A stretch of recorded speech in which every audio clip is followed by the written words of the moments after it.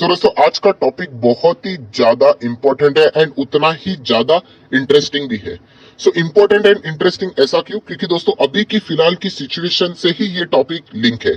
आप सभी लोगों को पता है फिलहाल बाजार में दबाव देखने को मिल रहा है, राइट? एंड ये मार्केट में होता रहता है। तो डेफिनेटली ये जो टॉपिक है वो आप लोगों को आने वाले समय में भी इस्तेमाल होगा। देखिए मार्केट में जब भी आप आते हो, मैंने ऐसे बहुत सारे वीडियोस बनाए कि जब भी कोई मार्केट में आता है तो वो कुछ ना कुछ गलतियां करता है, मिस्टेक्स करता है, राइट? जब वो मार्केट में आता है, जब मार्केट नॉर्मल होता है तभी भी बहुत सारे लोग गलतियां करते हैं। जब मार्केट में गजब की तेजी भी थी, आपको याद होगा, इसी चैनल के ऊपर आपको वीडियो मिलेंगे, तभी भी मैंने वीडियो बनाया था कि कुछ गलतियां आप लोगों ने नहीं करनी चाहिए वरना आपको बाद में पछताना पड़ेगा। दोस्तों सिमिलर वे अभी का जो माहौल है, मार्केट का जो बेरिश माहौल हम लोगों को देखने को मिल रहा है, उसमें भी दोस्तों आप लोगों ने अलर्ट रहना है। ये 5 मिस्टेक्स आप लोगों ने बिल्कुल भी करनी नहीं है वरना आप यहाँ पे बुरी तरीके से बाद में पछताओगे। एंड दोस्तों मैं आपको बताना चाहूंगा, इतना बोलने के बावजूद भी 99% लोग ये गलतियां करेंगे ही करेंगे। तो इसीलिए कहना चाहूंगा दोस्तों, बहुत ही ध्यान से आप लोगों ने यहाँ पे फोकस रखना है एंड 1% कैटेगरी में आना है, ना कि 99% के कैटेगरी में। चलिए इस इंटरेस्टिंग वीडियो को स्टार्ट करते हैं, बट उससे पहले जरूर कहना चाहूंगा, अगर आपने फर्स्ट टाइम विजिट किया है जरूर इस चैनल को सब्सक्राइब कर लेना, साथ में बेल आइकन को हिट कर लेना। ऐसे इंटरेस्टिंग वीडियो आप लोगों को देखने के लिए यहाँ पे मिल जाएंगे। दोस्तों जैसे मैंने आपको बताया कि गिरावट वाला माहौल है, 5 मिस्टेक्स नहीं करनी है। 5 पॉइंट्स के साथ इस वीडियो को हम लोग तमाम कर लेंगे। एक एक पॉइंट को यहाँ पे देखना है। Point number 5 is very very very important. चलिए पॉइंट नंबर 1 के साथ ही स्टार्ट करेंगे। तो 1 पॉइंट नंबर क्या है? फियर। यस दोस्तों, अभी के माहौल की अगर हम लोग बात करें तो गिरावट है एंड गिरावट के चलते बहुत सारे लोग क्या करते हैं कि डर के मारे, मैं अगेन लिखना चाहूंगा, किसके मारे? डर के मारे एग्जिट कर लेते। दोस्तों अगर आप डर के मारे एग्जिट करोगे स्टॉक मार्केट में, तो आप स्टॉक मार्केट में आए हो किसके लिए? मतलब डायरेक्टली बोलना चाहूंगा, बुरा लगेगा, बट मार्केट में अगर हो तो ये अप्स एंड डाउन्स होता रहता है। अगर आपको किसी भी शेयर से एग्जिट करना है तो मैंने बार बार आपको बताया कि उस कंपनी का बिजनेस खराब हुआ है, आप बिंदास एग्जिट कीजिए। बट शेयर का प्राइस नीचे आ गया, मार्केट में प्रेशर है, इसीलिए मैं एग्जिट कर रहा हूं, तो ये कोई रीजन बनता नहीं है। एंड मैं ये सारी वीडियोस बनाता हूं इन्वेस्टर्स के पॉइंट ऑफ व्यू से, ट्रेडर्स का एक अलग पॉइंट ऑफ व्यू होता है। दोस्तों ये सबसे पहले पॉइंट आप लोगों ने समझना है। इसीलिए मैक्सिमम लोग लॉस में जाते हैं। क्यों लॉस में जाते हैं? मुझे स्टॉक मार्केट में लॉस हुआ, क्यों हुआ? मार्केट गिरा इसलिए मैं एग्जिट किया। अरे तो लॉस होगा ही होगा। मार्केट में पेशेंस नाम की कोई चीज होती है कि नहीं? अच्छे से अच्छे कंपनीज भी गिरेंगी क्रैश में। 2020 में जब मार्केट क्रैश हुआ, कौन सा ऐसा स्टॉक था जो क्रैश नहीं हुआ? एक स्टॉक का नाम बताइए। आपको भी पता है सभी स्टॉक गिरे। एंड आज कौन सी कंपनियां खत्म हो गई उसके वजह से? बताइए, कोई भी नहीं। तो यही तो चीज दोस्तों आप लोगों को समझ में आनी चाहिए कि मार्केट में गिरावट है, डर के मारे एग्जिट करोगे तो लॉस ही होने वाला है। तो ये मिस्टेक अवॉइड करनी है दोस्तों। डर के मारे कभी एग्जिट नहीं किया जाता है। बिजनेस खराब होता है तो मैं समझ सकता हूं। तो ये एक सिंपल सा पॉइंट था जो कि आप लोगों ने यहाँ पे नोट करके रखना है।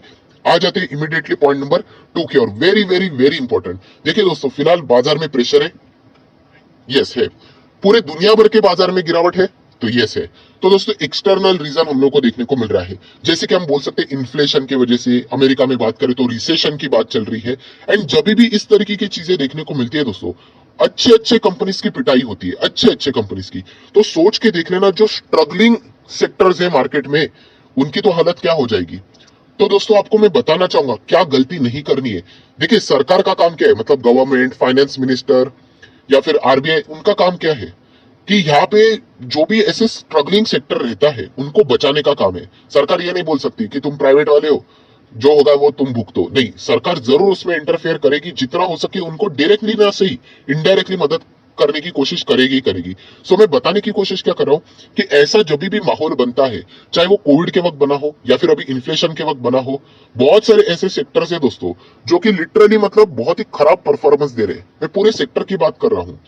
तो दोस्तों ऐसे सेक्टर को सरकार यहाँ पे मदद कर करके क्या करते हैं, यहाँ पे उनको मतलब कोई पैकेज दे देते हैं, उनको कोई कंसेशन दे देते हैं, कोई छूट दे देते हैं, तो उसके चलते उन स्टॉक्स में तेजी आती है। क्या ऐसे सेक्टर में हम लोगों ने पैसा लगाना चाहिए जहां पे सरकार की उस मदद लगती है? तो दोस्तों बिल्कुल भी नहीं। ये एक बहुत ही इंपॉर्टेंट पॉइंट है, क्योंकि हाल ही में ही हम लोगों ने देखा था, न्यूज चैनल में भी ये चीजें कवर की थी कि सरकार ने इस सेक्टर को जो डूब रहा था उनके लिए संजीवनी साबित हो गई सरकार, क्योंकि उन्होंने यहाँ पे उनको मदद की, थोड़ा सा पैकेज भी दिया।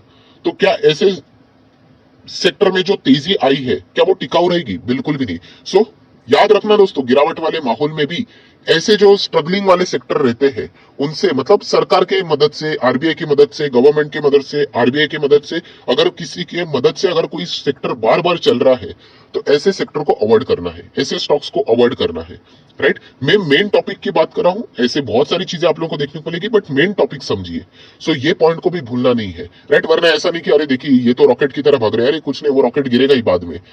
राइट, टेम्पररी प्रोवाइड किया हुआ कोई भी मदद कब तक चलेगा। सो ये पॉइंट भी आप लोगों ने क्या करना है, याद यहाँ पे करके रखना है। आ जाते हैं पॉइंट नंबर 3 के ऊपर, बट उससे पहले अगर आपको ये वीडियो अच्छा लग रहा है तो जरूर, अगर आप चाहो तो इसको लाइक कर सकते हो, आपका लाइक मेरा मोटिवेशन बढ़ा देता है। तो चलिए आ जाते हैं दोस्तों पॉइंट नंबर 3 के ऊपर। सो पॉइंट नंबर 3 किससे रिलेटेड है, बहुत ही इंपॉर्टेंट पॉइंट है, ऑपरेटर्स। यस दोस्तों, ऐसे माहौल में ऑपरेटर की चाल तो मतलब बढ़नी ही शुरू हो जाती है। मैं आपको इतने सारे एग्जांपल्स दिखा दूं कि मतलब बोलते हैं ना कि मतलब 2-2 घंटे के वीडियो बन जाएंगे। मतलब क्या है, देखिए मार्केट अभी गिर रहा है, राइट, एंड ऑपरेटर किसको पकड़ते हैं, कंप्लीटली जो नए नए लोग हैं ना उनको पकड़ते हैं। जो वेल एक्सपीरियंस है उनको पता है कि ये क्या है, इस स्टॉक में कुछ नहीं होने वाला है, ये तो ऑपरेटर इसको ऊपर लेके जाएगा, पंप करेगा, बाद में डंप करेगा। बट रिटेल इन्वेस्टर, नए रिटेल इन्वेस्टर, वो तो इमोशनली डिसीजन लेते हैं, तो ऑपरेटर को सब पता रहता है। अभी साइड में आप देख सकते हैं एक ऐसी कंपनी जो ऊपर से पूरी तरीके से तबाह हो चुकी है, 90% क्रैश हो चुकी है, 95% क्रैश हो चुकी है, कंपनी में मैनेजमेंट में कोई बचा नहीं है, मतलब प्रमोटर खुद भाग गए हैं, कर्जा ही लेकर पड़ी हुई कंपनी, का बिजनेस कुछ भी नहीं है। ऑपरेटर क्या करेंगे, ऐसे डूबती हुई कंपनी को जो 1-2 रुपए का शेयर रहेगा, फॉर एग्जांपल पेनी स्टॉक पकड़ लो, तो उसको वो जबरदस्त बाय करते जाएंगे, upper circuit upper circuit upper circuit. इसके चलते क्या होगा, जो नए प्लेयर्स है, जो नए लोग हैं, उनको लगेगा कि अरे क्या कंपनी है, पूरा मार्केट है, ऐसे बड़े बड़े कंपनी, टीसीएस, रिलायंस जैसी कंपनियां नीचे गिर गई इस माहौल में, और ये कौन सी कंपनी है जो 1-2 रुपए वाली कंपनी है जो ऊपर भागती जा रही है, मुझे तो कोई तो मल्टी बैगर स्टॉक मिला, हो गया, आप ऑपरेटर के चाल में फंस चुके हो। आप बाइंग ऑर्डर लगाओगे, आपको वो शेयर मिलेगा नहीं, अपर सर्किट में रहेगा, पेंडिंग आएगा, पेंडिंग आएगा, पेंडिंग आएगा, और जब ऑपरेटर को एक मिलेगा कि इतना इतना वॉल्यूम बन चुका है, इतने बकरे आ चुके, ट्रिगर दबा देंगे, एक ही टाइम पे सेल करेंगे और सीधा स्टॉक लोअर सर्किट, कहानी खत्म। सो दोस्तों, गिरावट के माहौल में भी ऑपरेटर आपके दिमाग से खेलेगा कि पेनी स्टॉक्स को वो भगाएगा, 1-1, 2-2 रुपए के मतलब 10-10 गुना करके रख देगा। एंड याद रखिए, वो खुद पहले खरीद के रखते हैं, आप खरीदने जाओगे तो आपको कुछ नहीं मिलने वाला है, आपको सिर्फ पेंडिंग का ऑर्डर आएगा या फिर कैंसिल हो जाएगा। सो याद रखना, ऑपरेटर ऐसे माहौल में जबरदस्त एक्टिव रहते हैं यहाँ पे। एंड बहुत सारे आप लोगों ने एडवर्टीजमेंट भी देखे होंगे, आजकल तो यूट्यूब के ऊपर भी एडवर्टीजमेंट आती है, ये शेयर खरीद लो, वो शेयर खरीद लो, यहाँ पे जाएगा, वहां पे जाएगा। राइट, तो ये ऑपरेटर के ही चाल रहते हैं, आप तक वो स्टॉक पहुंचाने की पूरी तरीके से कोशिश करते हैं। एंड अगर आप उससे इन्फ्लुएंस हो गए तो समझ लेना आपकी विकेट गिरने वाली है। सो इसीलिए ये भी तीसरी गलती यहाँ पे नहीं करनी है यहाँ पे, वरना आप बुरी तरीके से फंस सकते हैं और आपका पैसा बर्बाद हो जाएगा। देन दोस्तों, यहाँ पे बात करेंगे पॉइंट नंबर 4 से related, very very very important, कि ऐसी गिरावट वाले माहौल में भी बहुत सारे लोग कभी कभी इमोशनली डिसीजन भी लेते हैं। मतलब एसआईपी करूं या लमसम करूं, मेरे पास पूंजी है, फॉर एग्जाम्पल किसी कोई ने इन्वेस्टमेंट यहाँ पे पूंजी रखी होगी, सो कहेंगे कि कितना मार्केट गिरेगा और गिर के बस इतना ही काफी, तो लमसम कर लेता। दोस्तों याद रखिए, बहुत सारे लोग मुझे पूछते हैं, लमसम कभी भी इन्वेस्टमेंट करना नहीं है। मार्केट कितना भी गिरे, किसी को भी डीप पता नहीं है मार्केट का, यहां से मार्केट 10,000 भी जा सकता है। सर क्या बात कर रहे हो, देखिए मैं प्रेडिक्शन नहीं बता रहा हूं, मैं आप लोगों को बता रहा हूं कि मार्केट की अनसर्टेनिटी ऐसी है कि 10,000 भी जा सकता है और 10,000 से वापस 20,000 भी जा सकता है। एंड ऐसा बहुत बार हुआ है, कोविड के वक्त भी ऐसा यहाँ पे हुआ था। तो याद रखिए, एसआईपी ही ये सबसे बेस्ट ऑप्शन रहता है। आप जितना यहाँ पे गिरे उतना यहाँ पे गैप के हिसाब से, यहाँ पे 10% के गैप के हिसाब से, 5% गैप के हिसाब से, या फिर महीने के आखिरी वक्त पे यहाँ पे आप थोड़ा थोड़ा करके क्वांटिटी यहाँ पे ऐड कर सकते हो। बहुत ही अच्छी स्ट्रेटेजी है, इससे आप लोगों को फायदा होगा। अगर आप लमसम करोगे तो आप नीचे अगर मार्केट जाता है तो उसका एडवांटेज आपको यहाँ पे नहीं मिलेगा, राइट, पूंजी नहीं रहेगी हाथ में। तो ये भी गलती आप लोगों ने बिल्कुल नहीं करनी। सुनने के लिए बहुत ही नॉर्मल लगता है, बट बहुत सारे लोग ये गलती ऑलरेडी यहाँ पे कर चुके होते हैं। तो ये भी बात आप लोगों को यहाँ पे पता होनी चाहिए। एंड देन दोस्तों, अगर हम लोग यहाँ पे बात करें पॉइंट नंबर 5 लास्ट, जैसे मैंने कहा था बहुत इंपॉर्टेंट है, इसमें मैंने 3 पॉइंट्स कवर किए हैं। जैसे मैंने कहा कि इमोशनली डिसीजंस ले लेते, बहुत सारे लोग इमोशनल डिसीजंस लेते हैं, बहुत सारे। जैसे कि ऐसे लोग भी हैं कि जो जिनके कमेंट आते हैं, सर मैं मार्केट में बहुत सालों से हूँ, बहुत अच्छा एक्सपीरियंस है, माइक्रो कैप मिड कैप सब समझ में आता है, बट पूंजी नहीं है। ये हर किसी का प्रॉब्लम रहता है, तो लोन लेके काम करूंगा। तो दोस्तों मैं आपको बहुत बार बता चुका हूं, आप मुझे सपने में भी पूछोगे कि मार्केट में क्या लोन लेके काम करना चाहिए, एक पैसा भी लोन लेके काम नहीं करना चाहिए, मेरा पर्सनल ओपिनियन है। सो मनी नहीं है, जितना इन्वेस्ट किया है होल्ड कीजिए। सर एवरेज करूंगा तो और फायदा होगा, मुझे भी समझ में आता है, पैसा नहीं है, बट लोन लेना ये कोई सोल्यूशन नहीं है दोस्तों, क्योंकि जैसे मैंने कहा कि मार्केट अनसर्टन है, किसी को भी पता नहीं आगे नेक्स्ट क्या होने वाला है, तो इसीलिए लोन नहीं लेना है, नहीं लेना है, नहीं लेना है।